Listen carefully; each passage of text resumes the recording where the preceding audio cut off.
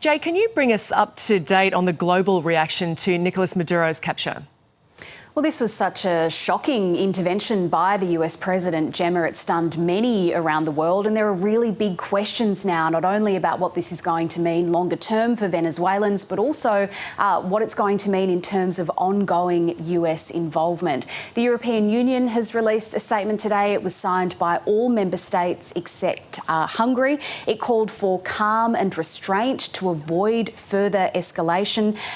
Nicolas Maduro has long been criticised by many Western nations, and this statement says that he lacked legitimacy as leader, but it says there now needs to be a transition to democracy and that needs to be led by the Venezuelan people. At the same time, there is a lot of criticism from Latin American countries. The governments of Brazil, Chile, Colombia, Mexico, Uruguay, as well as Spain have issued their own joint statement today. They've accused the United States of an extremely dangerous precedent for peace and regional security, and they've accused the US of endangering civilians in Venezuela. The United Nations Security Council is reportedly planning to hold an emergency session tomorrow, local time, Monday local time, to discuss these developments, so that will likely take place overnight our time. Jade, how is this being viewed in the US?